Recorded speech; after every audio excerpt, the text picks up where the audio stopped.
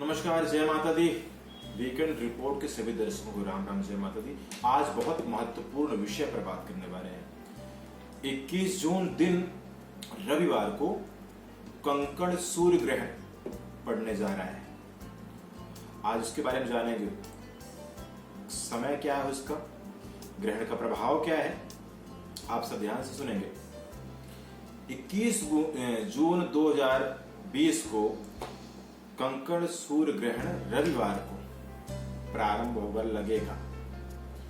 ये ग्रहण कंकड़ सूर्य ग्रहण 21 जून की यानी कि साल का जो सबसे बड़ा दिन होता है उस दिन पड़ रहा है। 21 जून को इस तरह का ग्रहण आज से 19 साल पहले 2001 में पड़ा था। 21 जून को पड़ा था, उसके बाद अब 19 साल बाद अब पड़ रहा है।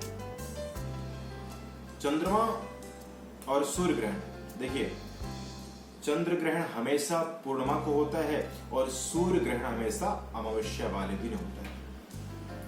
चंद्रमा का जब ग्रहण पड़ता है तो उसका सूतक 9 घंटे पहले होता है। सूर्य ग्रहण जब पड़ता है तो उसका सूतक 12 घंटे पहले हो जाता है। तो इस हिसाब से 20 तारीख की रात के दिन पहले 20 रात को 9:16 से ग्रहण का सूतक प्रारंभ हो जाएगा। सूतक के बारे में बात करने बहुत सारी भ्रांतियां, तो इतना घबराने की जरूरत नहीं है। सूतक काल में वैसे तो अगर आप स्वस्थ अच्छे हैं तो व्रत रखें, कुछ ना खाएं पिए, सिर्फ जल ग्रहण करें तो अच्छी बात है। अगर नहीं कर सकते तो सूतक काल में 4 लोगों के लिए बिल्कुल छूट है। बच्चे, बीमार, बूढ़े और गर्भवती महिलाएं ये यथा मात्रा में शुद्ध भोजन ग्रहण कर सकती है।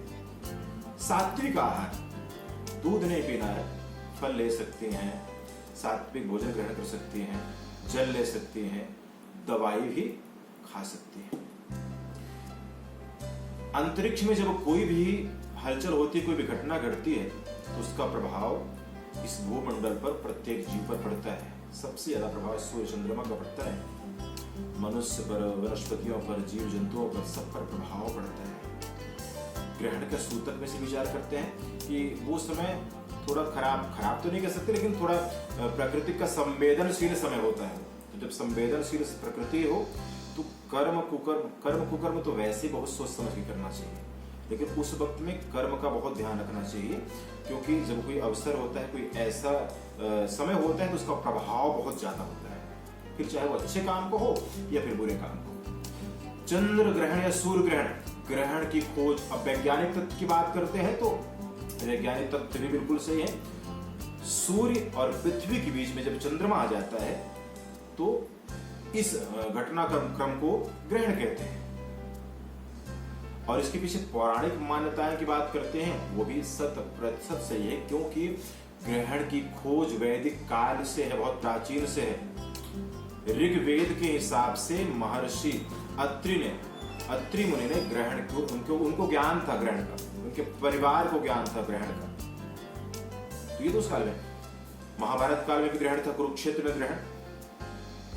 तो ग्रहण का बहुत वैदिक काल से महत्व है। अब वैज्ञानिकों ने भी उसका जो महत्व निकाला है ये भी बिल्कुल सटीक है, लेकिन जो पौराणिक मान्यता है उसके पीछे की कथाएं हैं वो भी बिल्कुल सटीक है। वैसे भी सनातनी परंपरा में ऐसी कोई परंपरा नहीं है जिसके पीछे वैज्ञानिक तथ्य ना हो। तो इस ग्रहण में बहुत सारे लोगों पर, बहुत सारी राशियों पर, कुछ राशियों पर कुछ बुरा प्रभाव, कुछ राशियों पर अच्छा प्रभाव पड़ता है। राशि के बारे में इसलिए बात कर रहे हैं कि वो दिखती तो नहीं, लेकिन अंतरिक्ष में घटना होती है तो उसका प्रभाव तो पड़ता है। आइए ग्रहण के बारे में जानते हैं। जो 21 जून दिन रविवार को भी ग्रहण पड़ने जा रहा है, तो प्रातः काल 9:16 से प्रारंभ हो जाएगा, ग्रहण स्पर्श हो जाएगा, शुरू हो जाएगा। इसमें जो कंकड़ प्रारंभ होगा, कंकड़ प्रारंभ होगा वो 10:18 पर वो प्रारंभ हो जाएगा।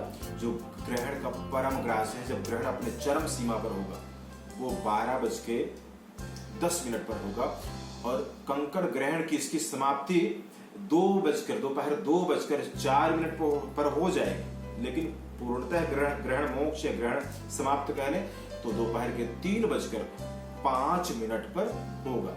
वो इसलिए ग्रहण समाप्त हो जाएगा। लेकिन आप जैसे जानते हैं कि कहीं अगर अग्नि लग जाए तो अगर शांति भी हो जाए तो उसका ताप कुछ समय तक के लिए बना रहता है। तो वो प्रभाव 1 घंटे अतिरिक्त रहेगा, इसलिए 3:05 पर पूर्णतः समाप्त हो गई। कुल अवधि ग्रहण की 5 घंटे 48 मिनट और 3 सेकंड के लगभग होगी। तो इसमें करना क्या है, ग्रहण काल में अगर आप ऑफिशियल वर्ग के लोग हैं, काम काज वाले लोग हैं, वैसे इस बार तो रविवार है, फिर भी आप ऑफिस में बैठ करके नियमितः स्वच्छ काम कर सकते हैं। सिर्फ विचार से ही होने चाहिए। मैंने पहले भी कहा कि इस अवधि में जो भी आप विचारधारा अपनाते, जो भी करते, उसका प्रभाव बहुत पड़ता है। तो प्रकृति संवेदनशील हो तो विचार से ही हो, आप आराम से काम कर सकते हैं। भोजन ना ग्रहण काल में भोजन नहीं करना चाहिए। ग्रहण काल में नहाना भी नहीं चाहिए, भोजन भी नहीं करना। ग्रहण से पहले नहा ले या ग्रहण समाप्त होने के बाद भी स्नान करना चाहिए। ग्रहण काल में दान निकाले और ग्रहण समाप्त होने के बाद उसे जा करके ग्रहण दान कर दें। ग्रहण के बीच में जो गर्भवती महिलाएं हैं उनके लिए ग्रहण को नहीं देखना चाहिए। देखिए ये बात तो वैज्ञानिक भी कहते हैं कि नंगी आंखों से ग्रहण को नहीं देखना चाहिए। तो ये तो पुराण भी कहता है कि ग्रहण को नहीं देखना चाहिए। वैज्ञानिक अपना कारण बताते हैं, अगर पौराणिक कारण लो तो एक ही कारण नुकसान करता है ना। बच्चे के गर्भ में पल रहे बच्चे के ऊपर भी इसका असर या प्रभाव पड़ सकता है, इसलिए ग्रहण को नहीं देखना चाहिए। तो घर के अंदर रहे, आप टेलीविजन आदि समय व्यतीत करना है तो टेलीविजन आदि में कोई धार्मिक चैनल लगा करके अच्छा सोचे, अच्छा विचार करें। कोई कट सिलाई कढ़ाई सब्जी काटना या किसी भी निकुली चीज से काम करना, इस तरह के कोई भी काम से बचना है। कोई धार्मिक बुक लेकर के आप पढ़ सकते हैं। जिस तरह का आपकी भावना उस समय पर होगी, जो भी विचार होंगे उसका प्रभाव आप पर पड़ेगा, हमारी संतान पर, आपके गर्भ में बच्चों पर पड़ेगा, हम सबके। तो इसलिए ग्रहण काल में विशेष करके भगवान के स्मरण करना चाहिए, नाम जपना चाहिए। जब ग्रहण समाप्त हो जाए तो वैसे तो पवित्र नदियों में जाना चाहिए, लेकिन अभी तो ऐसी कोई व्यवस्था नहीं है लॉकडाउन करके, तो इसलिए आप घर पर ही गंगा जल डाल करके, स्नान करके, स्वच्छ वस्त्र पहन करके, फिर ब्राह्मण, जरूरतमंद, गरीबों को जिनको भी आवश्यकता है आप दान पुण्य करें। आपका मंगल होगा, कल्याण होगा। बहुत बहुत धन्यवाद। फिर से एक बार सुन ले सभी, ग्रहण सुबह प्रारंभ हो जाएगा 9:16 में ग्रहण स्पर्श शुरू, 10:18 पर कंकड़ ग्रहण प्रारंभ हो जाएगा पूर्णतः, और 12:10 पर ये पूरे चरम भाव पर रहेगा, पूरी तरह से चरम भाव पर होगा।